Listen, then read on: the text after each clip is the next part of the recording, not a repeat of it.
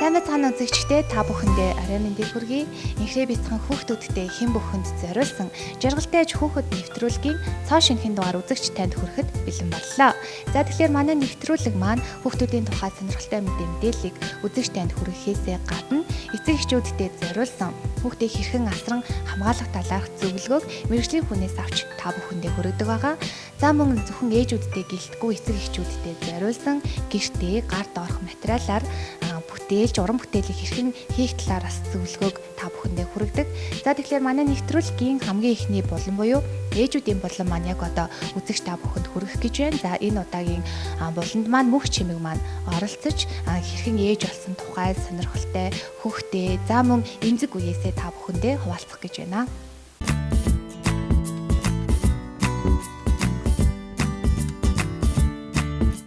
Наа насан жаргалын мөх чимэг гэдэг нэг хүүхэдтэй эрэгтэй хүүхэд 2014 оны 7 сарын 19-нд эхнэлэх төрсөн. Тэгээд одоо 4 нас хүрнэ хүүхэд эрдэнэ гээд цэцэрлэгт явдаг ийм хүүхэд байна. Их сахилгагүй, их ухаантай тийм хүүхэдтэй хүн. Ч одоо амар юу асан ингээл нойрмоглол, айгүй ядраал, хэвтэл тэгээ ер нь жирэмсэн болсон гэдэг мэдээг үсэн л да. Тэгээ явж байгаа л авчиа ер нь нойрмоглоод байна. Яа залхуураад байна гэл тэнгүүд нь яасан юм бол гэж бодвол тест аваад үзсэн чи 2 зураас гарч ирэл. За жирэмсэн болчих штэ гээл аамаас айгүй нуугаал тэр үчтэй айгүй залуучсан. Тэгэл амар нуугаал явчихсан чи яг ингээ автагаа амт юу аваад нэг буудан авъя гэж битээ нэг гадагшаа гарсан гэсэн чи чи жирэмсэн юм уу гэл тэгэхээр тийм нэг сартай гэтгсэн чи за одоо тэгвэл явъя гээл тэгэл битээ шууд эмнэлэг рүү яваад хяналтандаа ороод тэгээд хүүхдээ авчилаа гэж амар тайван хүлээж авсан. Тэгэл за яста ирэх хөстө хүүхдэл ирж байгаа юм байна да гэл ингээ одоо чи имчилгээ хийлээ би тэр үед чинь төрийн ордон дадлага хийжсэн. Тэгээд яг ажилд орондоо энэ дадлага үргэлжлүүлээ би ажилд орчие гэж бодоод за яг ажилд орондоо гэж бодчихсон чинь амар хордлого өгөөл тэгэл хүүхдтэйгээ хордлого өгүүлсэн чинь за одоо ер нь бол хордлон морлох ихтэй амч миний охин яах юм гэлтэй наавтайгаа ярилцаал тэгэл тэр үед чинь нөхөртөө тустай байдаг бас нөхөртөө хэлээл хоёлаа тэгэл ярьж байгаа л хүүхдэд дөрүүлээл хоёр талынхандаа хэлээл тэгэл яг гэр бүл зохиогоол нэг гэрт орсон доо. Амар тийм шоконд орсон. Нэг ингээ баярлах ч биш, яах ч биш нэг шоконд аа. Тэгээд ингээ дараа нь би ингээ асуунгууд чи амар баярлаад байгаа юм ингээ амар сонирн байдал орж ирсэн. Юу гэж хэлээ би өөрөөсөө мэддэггүй гэдэгчээс. Мэдгүй би угаасаа миний нэг характерыг ингээл өөрөө л нэг юм би одоо өөрөө л хийх хэвээр энэ миний хүүхэд гэл нэг ингээл амар тэгдээс тэглээч нөгөө одоо жирэмсэн хүмүүс чинь ингээл амар юм нэгтэн штэ би одоо тийм юм мэдмээрээ ийм мэдмээрээ би бол нэг тэгжсэнээ сандгүй юм. Яг л нэг амар хордлоготой байсан. Тэгээ юм мэдэх нөгөө ингээл үнэрээ аваад тэгэл цагаансаар мараар ч юм бүр яана гэл нөгөө ингээд мах үнэрдэн штэ тэнгуүч ингээл огож бүхэл бараг тэгэл 0 дүнчтэй байсан штэ. Хүүхэд нөгөө ингээл гитэн дотор хөдөлдөн штэ тэр мэдрэмж бүр хамгийн гоё. Тэгэл яг тэнгуү яа миний хүүхд хөдөлж ин да одоо ингэж байгаа хтаа гэл тэгэл миний хүүхд одоо аавхан тэрийг аваарай ээжхэн тэрийг дуурайгаарай гэл ингээ хүүхдтэй айгүй ярьдаг ус. Миний хүүхд одоо ингээ тийм ухаантай хүүхд болоорой том болоод мундаг хүүхд болоорой ч гэх юм нөө хүүхдтэй гизэн байхаас нь л ингэж би нөө хүүхдтэйгээ ярьдаг ус л да. Би чи аюу байсан маа наад минь дараахан төрсөн болохоор ингээл яг нэг хожуугийн хордлого ярьсан штэ. Тэгээ тийм байсан. Тэгээд нэг ингээл өвдөөд байгаа би мэдэхгүй. Энэ одоо өвдөлт нь муу юм болов биш юм болоо гэл ингээл амар гайхаал. Тэр чинь орой 8-9 цагийн үед хаа.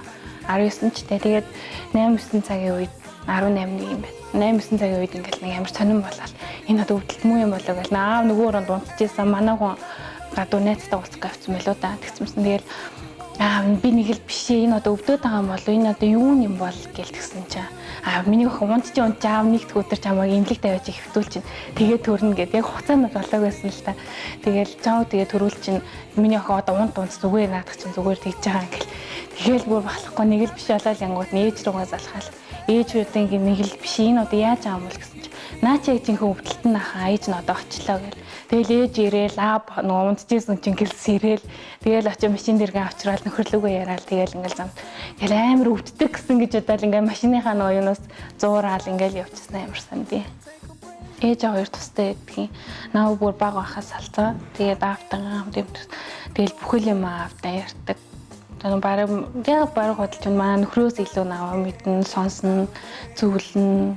Наа чи миний хүүхд болно гэж анх нөгөө төрөхөд хичээсэн. Тэгэл бараг одоо хүүхд нь болж байгаа шиг шүү дээ. Ерөөсөө салахгүй тэгээд ми хөөдрөгөө харж итэй гэл ингээ нүрийн ингээ өөрлөгөө харуулж агаад ярьдаг байхгүй. Тэгсэн чинь нөгөө сүүл би нөгөө уцаараа оролцсон сууж гисэн чи юм яриа л гэсэн тэгэхээр би ахаа гэл ингээ нөгөө тоохгүй сонсоол гэсэн чи намайг харж итэй гэл ингээ нүүрлөө ингээл тэгээс амар дуудаал нөгөө юм яриад тэгсэн байхгүй юу тэгсэн чинь тэгдэг байхгүй юу тэр нь тэгчих байхгүй юу гэл та тэгж болохгүй намайг загинж болохгүй гэл одоо бараа надад хичээл заадчихсан. Ер нь бол миний ээж надад тийм юм авч өгчээсэн да гэж хүн хүүхд бол том болоод орсохгүй хаа. Ер нь бол тийм дурсамж үлдээсэндээ хүн чинь дурсамжаараа амьдртээ штэ. Тэгэхээр тийм дурсамж үлдээсэн би ээжтэйгээ яг тийм үед хамт байсан, тэгжээсэн гэд тийм юм л хүүхдэд илүү үлдэх болов уу гэж би боддөө ш. Тэгэхээр сайн ээж гэж би бол тийм хүүхдэд цаг зав гаргаа хүүхдэд нөгөөний дурсамжийг бүтээлцэж байгаа тэр хүнийг л хэлэх болов гэж боддог. Ер нь мөн бах би хичээдээ штэ. Тэгэл яг хүн чинь угаасаа төгс биш. Тэгэл аль бол хүүхдээ дурсамж үлдээн хүүхдийнхээ эрүүл мэндийг олуулан тэгэл ажлаа хойш нь тавьж байгаа л за энэ өнөөдөр би ажлаас чөлөө авах ингээл хүүхдтэйгээ ингээл авч явна. Тэгээд ер нь хүүхдтэйгээ цаг өнгөрөх их дуртай.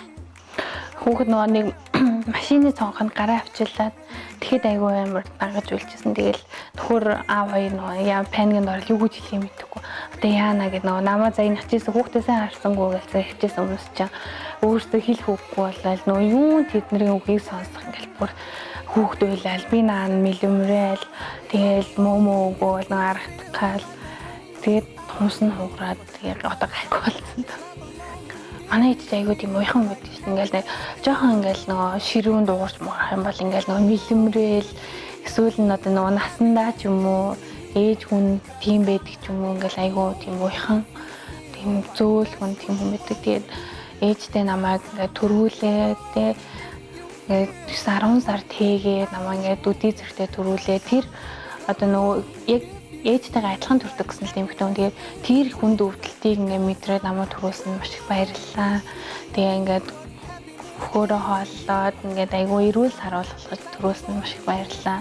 Аавдаас ингээд үдий зэрэгтэй болгоод ингээд өсгөөд маш гоё сургуулийг төгслөө, маш гоё мэргэжлийг эзэмшлээ ингээд аав ээж хоёртаа маш их баярлалаа. Та хоёртаа хязгааргүй хайртай. Хүн хайртай өндөө тэр болгон би танд хайртай шүүгээ ингээд хэлж чаддгүй нэ.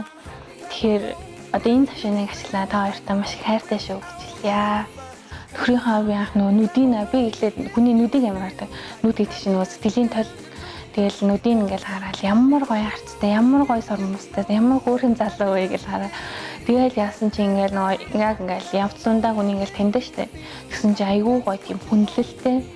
Тэгэл ямар гоё ингээ нөгөө эмгтэй хүн чи ингээл явн дурддаг шээ. Тэгэл ямар гоё хүндлэлтэй юм бэ? Ямар гоё ингээ нөгөө би чинь жоохон ингээл уурлах үед ингээл дүрсгээл уралцдаг байхгүй. Тэгэл төвчж чаад тэгэл тэгэхэд манайх амар төвчээртэй. Тэгэл ямар амар төвчээртэй юм бэ? За энэ бол миний харин муу юм байна гэл тэгээд асууж яасан да. Бүр жоохон байхад нөгөө аав ээжтэйгээ парк руу явж байсан. Тэгэл би юм авмаар байна, тийм юм авмаар байна гэл нөгөө аав ээж шаналгаад тэгэл ингээ хоёр гараа хөтлүүлээл ингээ наа савлуурдаал ингээ явж байсан. Тэгээд яг тэр үеийг би айгу тоцсонд эрхэлжсэн тэр үеийг л одоо амар гоё байжтэй. Эргээд бодохоор яг тийм үеийг л хүүхдтэй ингээд үлдэхээсэн тийм дурсамжийг үлдэхээсэн л айгу хүсдэг. Төрөөд ямар ч сан гамаа сайн бариараа. Тэгэхгүй бол нөгөө толгооныхаа алчуурыг аваад нөгөө чихмхээ бөглөхгүй ингээд явчихвал нөгөө толгоо айгүй хөвддөг бол та. Тэгээд сайн шингэн юм уугаад сайн ингээд нөгөө амарх юм бол хүн цүү сайн ороод тэгээд ингээд нөгөө хүүхд ч мэдээж тижэл болоод очино. Хоёрдугаарт өөрөө маш гоё турна. Эмэгтэйчүүд алны асуудал нэг юм тархалтын асуудал гэдэг.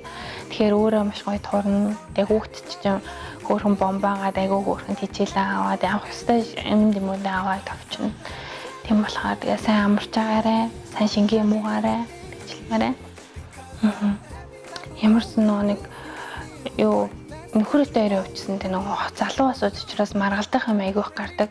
Тэгээл нөгөө хүүхдээ бодоол би одоо өөрөө тийм амьдралыг туулсан хүн би эргээд хүүхдтэй одоо ямар нэгэн өнчрүүлсэн, сал цэрэнсэн тийм амьдралыг болвол би өгөхгүй гэсэн нэг хатуу зарчим гэх юм надад байдаг. Тэгээ би анхнаа нөхртөөс ухтаа ярьчихсан байхгүй. Би өөрөө ийм амьдралыг үүссэн хүн. Би ийм амьдралыг ингээ цаашдаа бүр хүүхдээ үлдээмээргүй байна. Хэрвээ чи хүүхдээ болоод надтай ингээ амьдралаа цаашдаа холбоё гэж бодож ивэл чи энэ бүхнийг ингээ сайн бодоорой тий.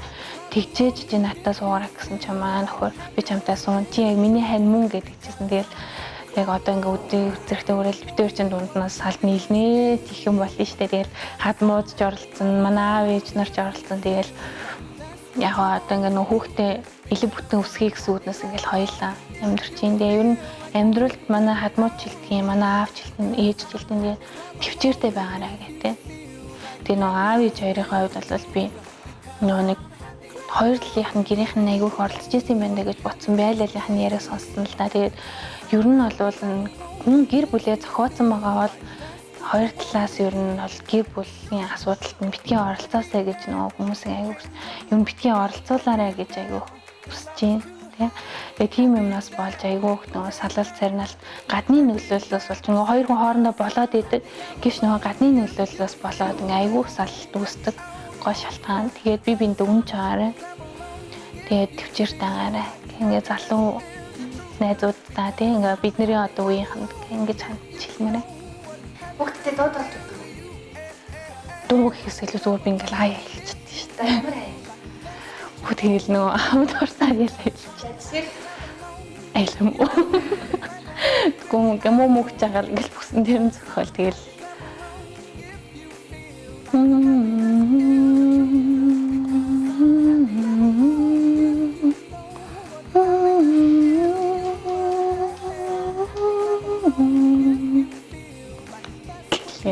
Юм бүгд ичаал бүэлээл онтолчтой.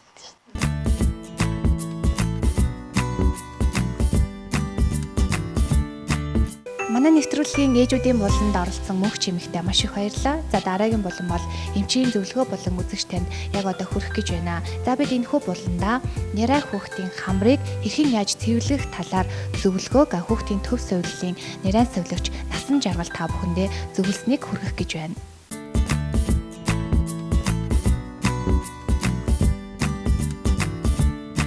Сайн мэцгааны үзэгчтэй хүүхдийн төв сувиллын сувилагч Насан Жаргал байна. Та бүхэндээ өнөөдөр нэраа хамрыг цэвэрлэх талаар зөвлөгөө өгье. Нэраа хүүхдийн хамрын онцлог нь сууган нарийнхан богинохон судасрал ихтэй байдаг учраас маш болгоомжтой цэвэрлэх ёстой. Манай эцэг эхчүүдийн голцлон алдаа гаргаад идэг зүйл нь болохоор нэраа хүүхдийн юм хатуу нустай үед нь хуурай хөвөн хийгээд улам ингээд салтын гэмтээгээд идэг. Дээрээс нь энэ савхмодоор цэвэрлээд идэг. Энэ нь бас нэлээд салтыг гэмтээний урт учраас хүүхдийн салт айгүй гэмтэл учруулдаг. Дээрээс нь хумсаараа авдаг, амаараа сордог. Хумсаараа авахаар хүүхдийн салтыг гэмтээ нь хумс чинь айгүй хурц шүү дээ. Амаараа сорох нь бол ердөөсөө халдвар дамжихыг хөсөрүүлдэг. Ийм алдаанууд гаргадаг юм. Гэрийн нөхцөлд болохоор нэраа хамрыг яаж цэвэрлэх ёстой вэ гэвэл буцсан бүлээ ус хэрглэж болно. Хөвөн тэгээд хатсан ус гэвэл тусаалга маягийн хийх тусаалга бэлтэн.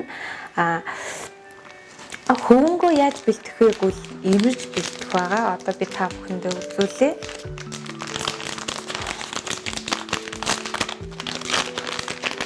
За мэдээж нэраа хүүхдийн хамрыг цэвэрлэхдээ эцэг эхчүүд өөрөө цэвэрлэхээс өмнө гараа сайн угааж хариуцагдсан байх ёстой. Нэгсэндээ халдвар дамжуулах үүднээс за хөнгөө имэрхийн тулд ингээд жиг нэмглээд нэг талаас нь чимэрж өгнө. Гэт имэрж өгөх байгаа. За тэгээд яг төгсгөл яг хүүхдийн хамарлаа орох хэсэг нь юм хөвсгөр. Энэ нь бол нойтон ус сайхан бол энэ хөвсгөрт нь тэглэгдээд ингээд татаад гараад ирнэ. За хүүхдийн хамрыг цэвэрлэхдээ хөвөнгөө хамрын нүхэнд 1-1.5 см гүнтэй хийн. Тэрнээс илүү урт хийж болохгүй хүүхдийн салт гинтнэ.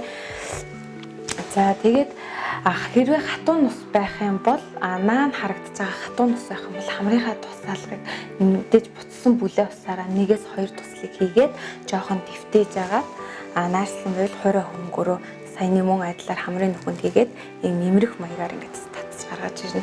За наана ил харагдахгүй цаана байгаа нусыг бол тэгж хүчилж гүн хийж тэгж авахгүй тэр чинь улам цаашлуулсныг зэрэгцээ салдын гинтэдгээ. За бас хатуу нус байх юм бол хуурай хөмөн хийж болохгүй тэр нь улам гинтэн эхлээд нусаа чиглэж байгаа зөөлж жагаад тэгээ наашаа гаргаж ирнэ. За нэраа хүүхдийн хамар битүүрчлээ гэдэг ээж нар эцэгчүүд аяга дураараа уусамлууд хэрэглээд байдаг. Тэр нь бол маш буруу. Эмчэд үзүүлээд эмчээс зөвлөгөө аваад хамар тусаах тусаалгаа хэрэглэхийнхаа өмнө он сар хугацааг нь сайн харах хэрэгтэй. Тэгээд эмчийн заавраар хідэн тусал хийгсэн тэрийг гинэ. За хамар дэм тусаахын тулд хүүхдээ хажуу тийш нь байрлуулад нөгөө гарынхаа эрхий долоовор хуруугаараа хамрын нүхийг ингэж дээшээ өргөж өгнө. Энэ хамрын үзүүрээс ингэж дээшээ өргөж өгөөд тэгээд нөгөө гараараа ингээд 1-2 туслыг хийнэ. Тэгээд илүү гарсан эргэн тойронд гарах юм бол хөвөнгөөрөө тэрийг арчиж аавна. За ингэж нэг талдаа тусаахтаа 10-15 минут байлгачаад дараагийнхаа талд дахиад нөгөө хамрынхын талд гэсэн үг шүү дээ. Дахиад саяныхтай мөн адилхан тусаалга хэрэглэнэ. За хүүхдүүдийн хамар нь ихэвчлэн хөл доороосоо дарах өрөөний чигшил муутаагаас болж хамар нь битүүрдэг. Ийм тохиолдолд эцэгчүүд саяны миний заасан аргаар цэвэрлж болно. Ингээд та бүхэндээ өнөөдөр хүүхдийн хамрыг хэрхэн цэвэрлэх талаар зөвлөгөө өглөө. Эцэгчүүд нь та бүхэн миний аргаар хүүхдийнхээ хамрыг цэвэрлээрэй. Гал тавьсан бол баярлалаа. Баяртай.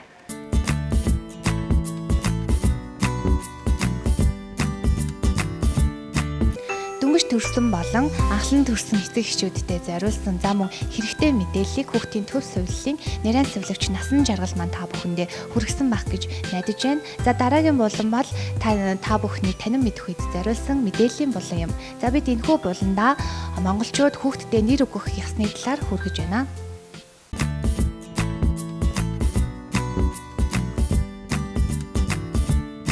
Монголчууд нэр бүтэн бол заяа бүтэн хэмээн ярьдаг. Орчлон дээр эрдэнэт хүний биеийг олж төрсөн гэр бүлийн нэгэн гишүүн төр улсын хаан бяцхан иргэнийг аав ээж дотн хүмүүс нь хүндэтгэн хүлээн авч насан туршид нь дуудах нэр алдрыг хайрладаг.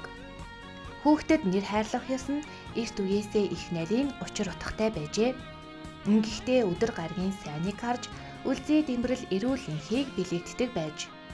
Түүнчлэн нэр өгөх үүрэг эцэг хүнд оногддог төдийгүй монголчууд инхрээ бяцхан үрсийнхээ үргэлж дуурсагдах нэрийг лам багшаас гуйханч элбэг. Тэгвэл зарим эцэг эхчүүд өөрсдийн хүүхэдтэй ямар утга учиртай нэрийг хэрхэн хайрлаж байсныг сонирхцгоё. За сайн байна уу? Сайн байна уу? Та хүүхэдтэй Хүүхдтэй хэн гэдэг вэ? манай би 4 хүүхэдтэй 2 байна. Тэгээд алтан сүр. Алтан туяа, алтан чулуур. Хан саран ханнаар ингээ хоёр охинтой.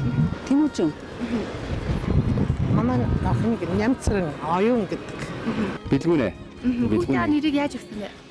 Будаа шигшиж байгаа гэр бүлтэйгээ хамтарч байгаа гэсэн. Хүүхдийн нэрийг явахтай зүгээр нөгөө яг юуг нь яг л суглаагаар л өгчээсэн л та. Будаанаас шигшээд үү?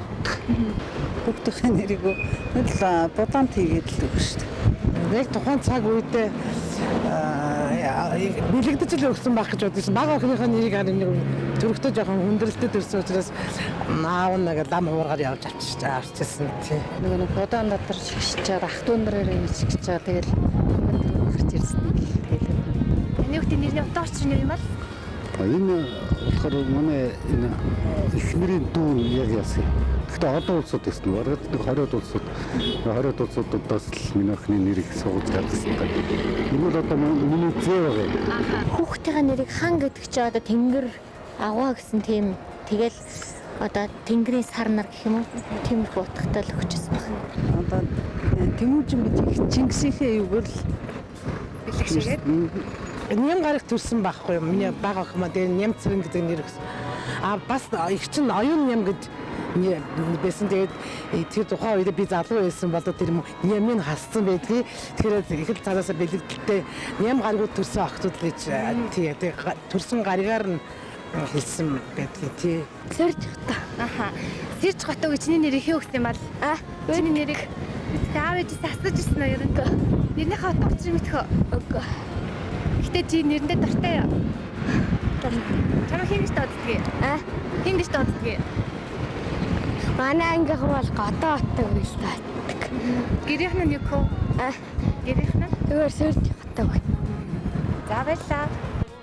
Нэрийг сонгохдоо тухайн хүүхдийн төрсөн жил, төрсөн сар, төрсөн гариг, төрсөн цагийн бэлэгдлийг анхаарч үздэг байна. Хүүхдэд нэр өгөхдөө түүнд аз жаргал, эрүүл энхийг хэлэгдэн нэр сонгодог уламжлагдсан ёс бий. Хүүхдийн нэрийг ихэвчлэн дараах хэдэн чиглэлээр өгдөг байна. Төрсөн жилээр нь бэлэгшээ нэрлэнэ. Үүнд туулай, хонь, барс гэх мэтээр. Төрсөн гаригаар нь буюу даваа, мигмар, бямб гэх зэрэг. Мөн төрсөн сар, гариг хоёрын тохиолыг баримтлан нэрлэдэг. Үүнд санчир, эрхэс, марал гэх зэргээр. Түүнчлэн од гаригийн тохиолыг баримтлан нэрлэдэг байна.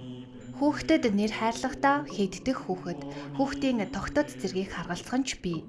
Мөн түүхэнд нэрээ дурсгасан алдарт гад тэдний үр садангийн нэр өгөхөөс цэвэрлдэг байжээ. Энэ нь нэгд их хаадаа хүндэтгэж нэрийг нь дэмий дуудахгүй байх.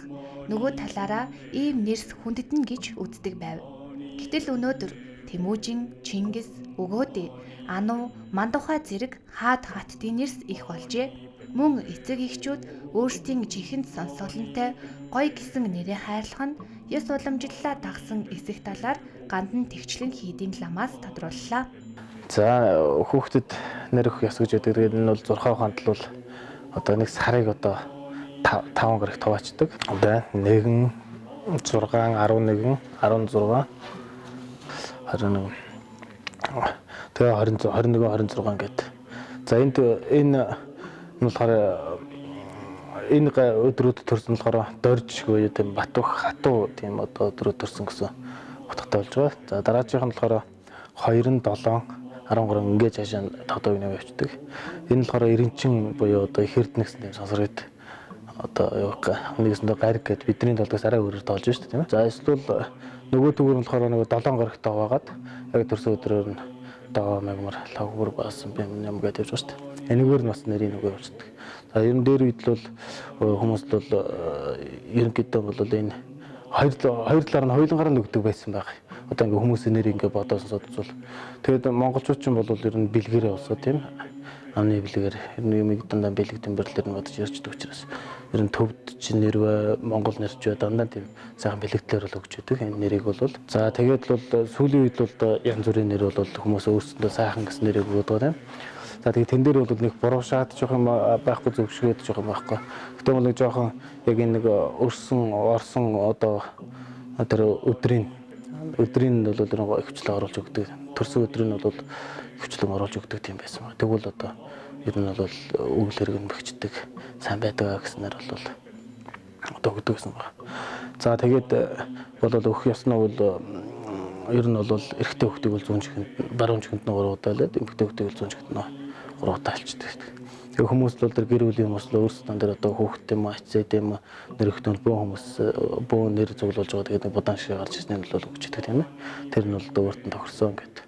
За тэгээд бол ер нь зарим үе дээр бол хүний нэр хатуудсан болохгүй нэр байна гэдэг нэг иймэрхүү юм гарч ирж байдаг. Тэгээд тэр бол бас байх магадлал байгаа л да. Зарим нь бол бүр хит буруутснаас болсон байж болно. Яг гэвэл нөгөө дуудагдах нэрийн бол эцгийнх нь гэдэг. Олонд бол танигдж явах нэрийн л өөрөө олж авдаг гэж тийм. Тэгэхээр бол хүн бол өөрөө л одоо тэр үйл хэрэгэн сайн хийгээд ажил ус олон тустай юм гэж үзвэл тэр бол өөрийнх нь одоо сайн нэр нь бол авчиждаг. Нэр өгөх онол хүртэл бий. Нэг хүний нэрэн дээр эр эм хатуу зөөлөн их шиг зохилдуулж нэр өгөх, од гариглууга барилдуулж өгөх, бэлэгшээж бурхтын нэр хайрлах зэрэг олон янзын уламжлал байдаг. Жишээлбэл авид нэртэй хүн авид хэмээн бурхны нэрээр дуудуулж дуудсан хүнийг буян хураалгадаг ёс байдаг байна. Богино настай өвчин ороомтгой хүүхдэд урт настай болгох нэр хайрладаг. Тэр байтугай амьдралын дунд алдаа гарвал муугаас зайлуулах гэж нэрийг солихч байна. Энэ бүхнээс үзэхэд дуудагдж байгаа нэрээрээ тэр хүний хувь заяаны сайн муу явах үүддэг байна. Үзэгчдээ хүн нэрийг голохгүй нэр хүнийг голдог учраас нэрээ бүтэн авч яваарай гэж өвөг дээдэс маань захиж сургадгийг үргэлж санаж яваарай.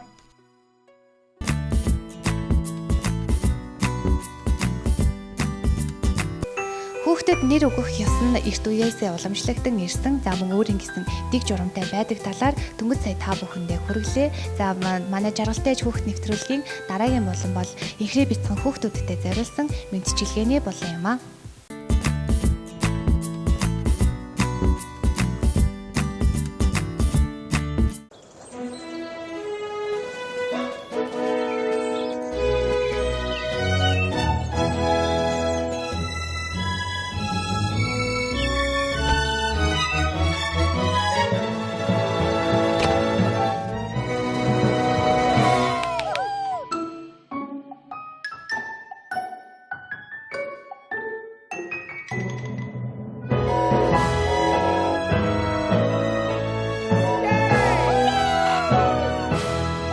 Happy birthday to you.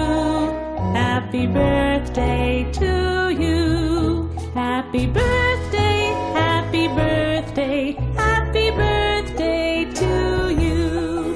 Happy birthday to you. Happy birthday to you. Happy birthday, happy birthday, happy birthday to you.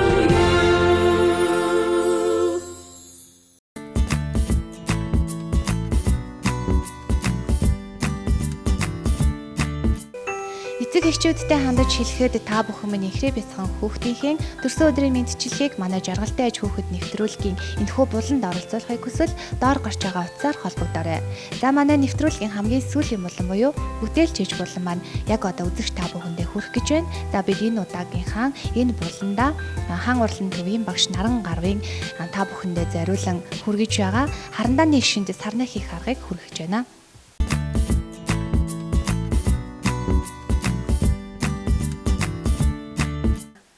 Сайн байцгаана уу? Та бүхэндээ энэ өдрийн мэндийг хүргэе. Бүтээлч ээж болон маань эхлэж байна. Бид өнөөдрийнхээ хичээлээр агаар цэцдэг баримлын шавраар харандааны ард ийм гоё сарны цэцгийг хэрхэн орлох талаар заах болно. Өнөөдрийн хичээлд маань биднэрт улаан өнгийн баримлын шавар хөөх гэдэг ямар ч өнгө ээж болно. Улаан өнгийн баримлын шавар, навч хийх ногоон өнгийн баримлын шавар хэрэгтэй. Мөн элдүүр, хотог, тэгээд харандаа, тэгээд шүдний чигчлүүр нэмэлтээр болохоор би ийм хив ашиглаж байгаа. Зүгээр хив байхгүй бол өөрсдөө гараараа навчиг хийж болно. За ингээд бүтээлээ хийж эхлэе. Эхлээд улаан өнгийн баримлын шавраа жижиг хэсгүүд болгож хуваана. Хэдэн ширхэг дэлбэтэй хийж болно.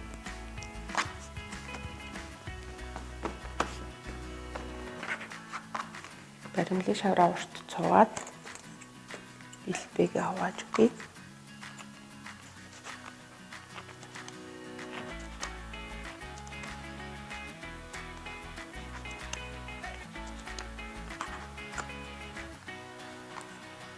За ингээд хуваасан дэлбэгээ гарынхаа алган дээр сууж хагаад дараад өгнө.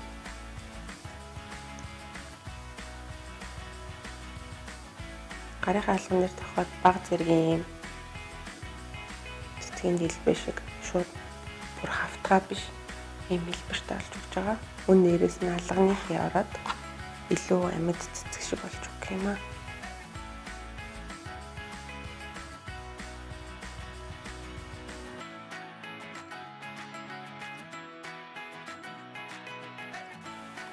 Бид туслаа.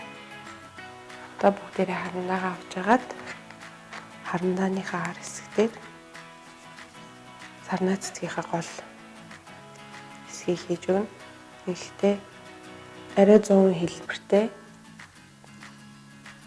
хавтгаа болгоод баримлын шавраа тэгээд харандааныхаа артал дээр ингээд ороогоод өг.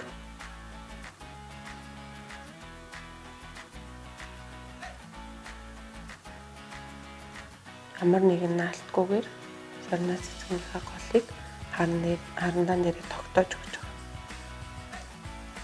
Манай хатсныхаа дараа хатуурч учраас салж унна гэж санаа зовлтгүй. Одоо ингээ гол хийсний дараа дэлбэгээ багаас нь жижиг рүү хамгийн бага хэмжээтэй дэлбэг аваад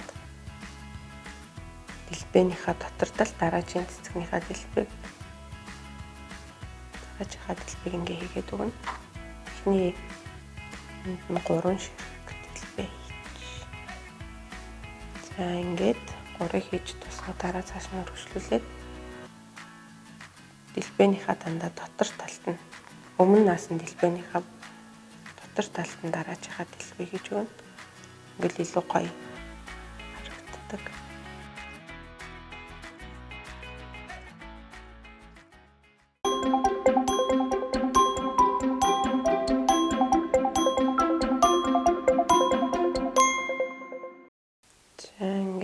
Цэцгийн маань дэлбээ хийсэн дэлбэгээ дараа нь бүгдээрээ гараараа гадагшин хомоод агаар татдаг шавар маань өөрөө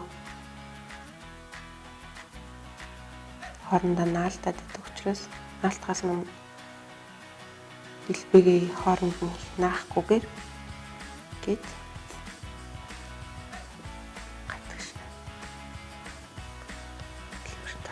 Okay.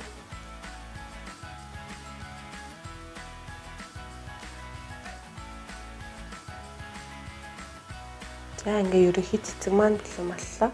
Одоо бид нэр гадна талд нь доод хэсэгт нь ногоон өнгөтэй навч хийж өгье. Ногоон өнгөөрөө навчаа хийхдээ ногоон өнгийн баримлаа шавар авч агаад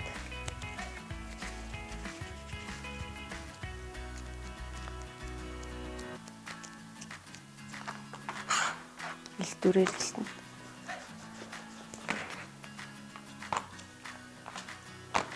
Мэдээж хүнсний илдвэрээрээ гэртээ гурлаа илтдэг илдвэрээрээ илтэж болохгүй. Зүгээр шил ч юм уу наалтахааргүй зүйлээр илтэж болно. Илцэн ногоон өнгөтэй баримлын шавар дээрээ хивээрээ дараад 3 ширхэг навч хийж өгье. Энэ юм маань бас дээрээ юм навчны хээ үсгэж өгдөг байгаа. Дэлбээс гадна хээ үсгэж өгдөг.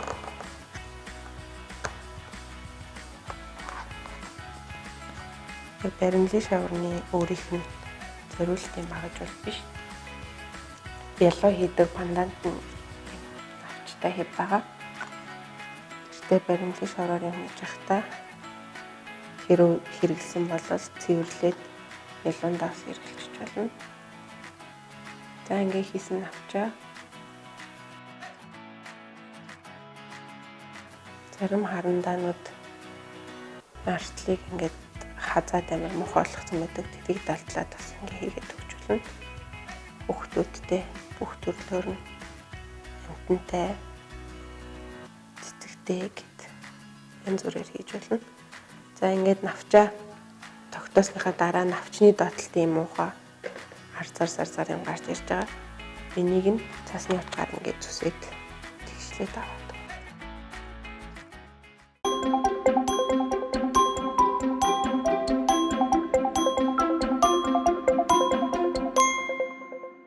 Ингээд ерөнхийдөө цэцэг маань бэлэн болчихж байгаа. Харандаа маань бэлэн боллоо.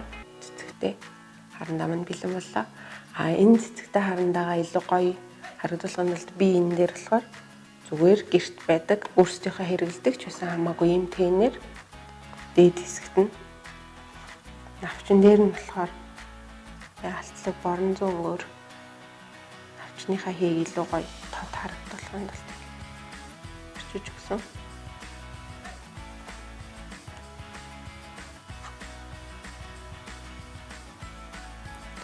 Улаан сарны цэцгэн дээр болохоор цагаан өнгийн тэнээр навчныхаа дэлбэнүүдийг илүү тодтогоод гээд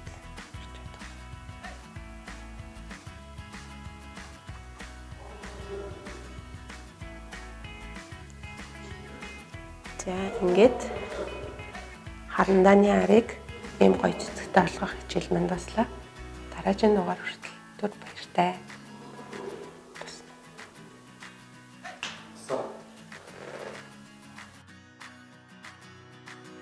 Харандааны арыг ийм гоё цэцэгтэй болгох хичээл манд баслаа.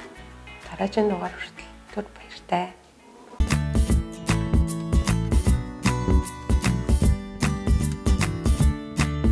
Эрүүл мэнд танин мэдрэхийн лайв телевизээс та бүхэндээ зориулан хүргэдэг жаргалтай аж хүүхэд нэвтрүүлгийн энэ удаагийн дугаар энд хүрээд өндөрлөж байна үзэгчдээ. Монголын үрс маш олон болтугай.